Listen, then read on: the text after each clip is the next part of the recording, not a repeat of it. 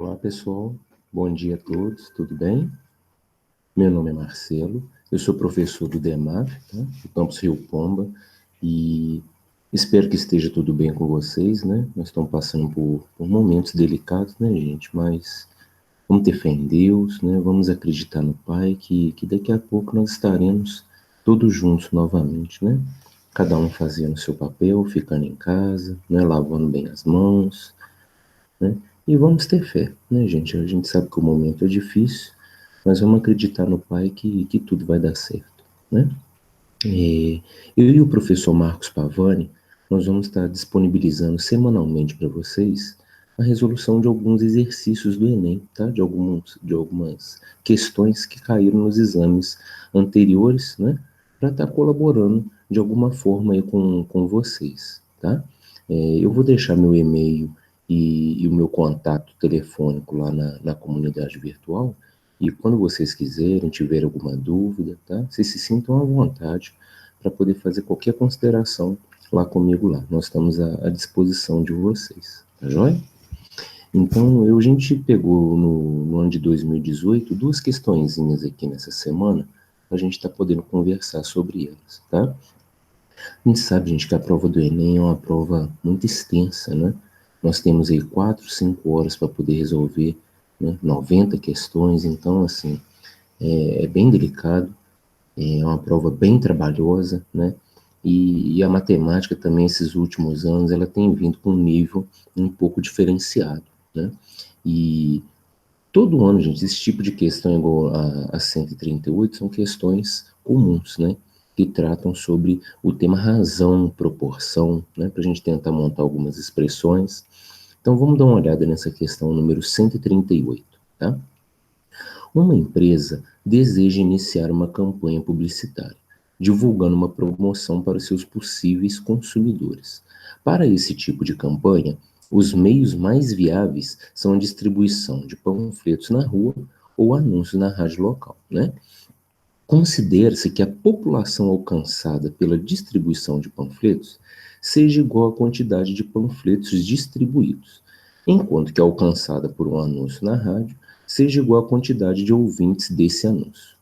O custo de cada anúncio na rádio é de R$ 120 e a estimativa é de que seja ouvido por 1.500 pessoas, né? Então, quer dizer, pelo meio de comunicação rádio, né, cada anúncio vai custar para essa empresa R$ 120 e a estimativa é de que ele seja ouvido por 1.500 pessoas. Cada anúncio vai ser ouvido por 1.500 pessoas, ok? Já para a produção e distribuição dos panfletos, vai custar para a empresa R$ 180 cada 1.000 unidades. Considerando que cada pessoa será alcançada por um único desses meios de divulgação, a empresa pretende investir em ambas as mídias, tá? Então ele está desconsiderando aquela pessoa que vai ouvir o anúncio e ao mesmo tempo receber um panfleto, tá? Ele está admitindo a possibilidade dele ser alcançado por apenas um meio de comunicação, ok? Sejam X e Y os valores em real gastos em anúncios na rádio e com panfletos, respectivamente. Então, ele vai gastar, num total, X reais, né, com rádio e Y reais com panfletos, respectivamente. O número de pessoas alcançada pela campanha será dada por qual expressão algébrica aqui, tá? Eu coloquei aqui as alternativas e nós vamos no próximo slide começar a trabalhar com a questão, né? Então ele pergunta a quantidade de pessoas que vão ser atendidas, né? Que vão ser alcançadas, melhor dizer. Então, ó, com o rádio, o que acontece, pessoal? Ele teve um gasto total com X reais. Pelo enunciado, cada anúncio custa 120 e ele será ouvido por 1.500 pessoas. Então, para a gente descobrir o número de anúncios, basta a gente efetuar uma divisão simples entre a quantidade total gasta com o rádio, né, que são X, dividido pelo preço de cada anúncio, 120. Confere? É uma conta natural isso daqui, né, uma divisão simples da gente poder entender. Com essa quantidade de anúncios, para ver a quantidade de pessoas que vai ser alcançada né, por esse meio de comunicação, basta a gente efetuar um produto de 1.500 por essa quantidade de anúncios, né? Porque cada anúncio não foi ouvido por 1.500 pessoas. Então, esse produto é natural de se entender que vai nos dar a quantidade total de pessoas que vai ser alcançada pelo meio de comunicação rádio. 1.500 vezes x sobre 120, efetuando uma simplificação de 1.500 com 120, a gente chega em 25 meios de x, ok? Perfeito? Agora com os panfletos. Pelo problema, para distribuir 1.000 panfletos e produzir, serão gastos R$ 180. Então, para a gente ver o gasto, né, para poder distribuir e produzir um panfleto, basta a gente efetuar uma divisão simples entre 180 por 1.000, ok? 180 dividido por 1.000 vai dar 0,18, ou seja, 18 centavos serão gastos para distribuir e produzir um panfleto. Perfeito? Assim, o número de pessoas que pegaram o panfleto vai ser de quanto, gente? Como foram gastos Y reais no total, então basta eu efetuar uma divisão, confere?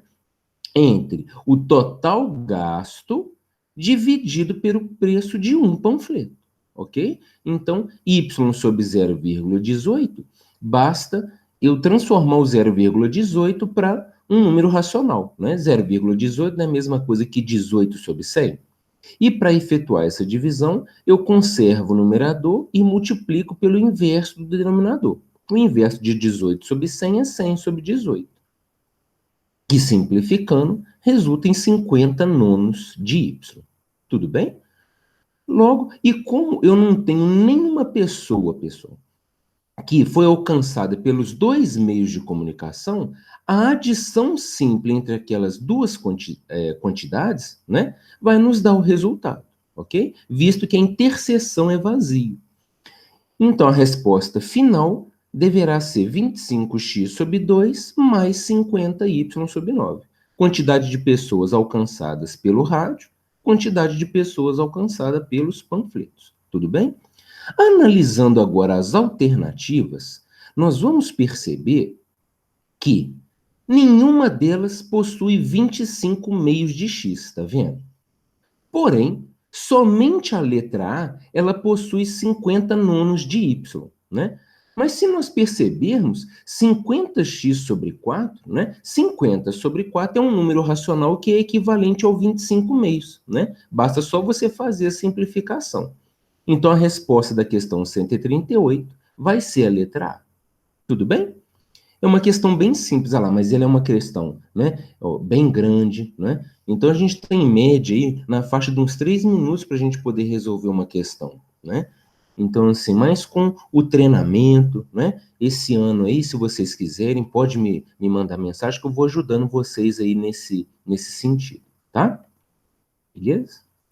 A próxima questão que a gente vai fazer na aula de hoje é uma questão bem simples, é uma questão sobre classificação de um triângulo, tudo bem? A história que ele conta é a seguinte: nós temos um remo de assento deslizante. O remo de assento deslizante é um esporte que faz uso de um barco. Então, nós temos aqui um barco e dois remos do mesmo tamanho, certo? Então, esse aqui é um dado importante para nós. A figura mostra uma das posições de uma técnica chamada de afastamento. Nesta posição, os dois remos se encontram no ponto A, e suas outras extremidades estão indicadas pelos pontos B e C. Esses três pontos formam um triângulo ABC, cujo ângulo BAC tem medida de 170 graus. O tipo de triângulo converte-se nos pontos A, B e C, no momento em que o remador está nessa posição, é o quê? Né? Então, uma questão, todas as alternativas, essa primeira característica classifica um triângulo com relação aos seus ângulos, ok? E essa segunda característica classifica os triângulos com relação aos seus lados, tudo bem? No próximo slide eu vou fazer aqui uma revisão sobre as classificações. Com relação aos lados, nós temos três possibilidades de classificação. Ou um triângulo será escaleno, quando os três lados tiverem medidas distintas; isósceles, quando dois lados tiverem medidas iguais e o outro com medida distinta; e o equilátero quando os três lados tiverem a mesma medida. Tudo bem? E com relação aos ângulos, um triângulo será acutângulo quando os três ângulos internos forem agudos, ou seja, as medidas, as aberturas são menores do que 90 graus, ou retângulo, quando ele possuir um ângulo reto, ou obtusângulo, quando ele possuir um ângulo obtuso. Tudo bem? Então, retornando para o exercício, nós temos um triângulo que, pelo problema, os dois remos, eles têm a mesma medida, né? Eles possuem o mesmo tamanho. Então, o triângulo ABC, nós já sabemos que ele tem dois lados aqui com a mesma medida, né? E da geometria de Euclides, o que que nós temos como resultado?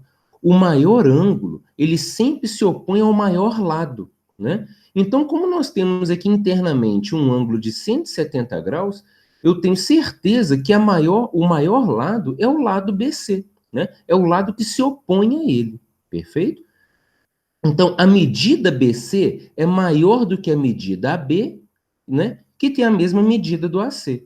Então, é um triângulo que possui dois lados com a mesma medida e o outro com medida diferente. Então, com relação aos lados, ele é um triângulo isósceles. Então, a resposta ou vai ser a letra C ou vai ser a letra E. Perfeito? E como ele possui um ângulo interno com abertura de 170 graus, né? Então, ele possui um ângulo obtuso. Então, ele é um triângulo obtusângulo. Então, obtusângulo e isósceles. Então, a resposta correta vai ser a letra E. Tudo bem? Então, para hoje, a gente fica com essas duas questões. E vocês fiquem à vontade, pessoal, para poder me mandar qualquer mensagem, tá? Pode ser ou por e-mail ou pelo telefone, tá? Eu estou à disposição de vocês aí para poder colaborar com o que for possível, tá? Tanto eu quanto o professor Marcos Pavani.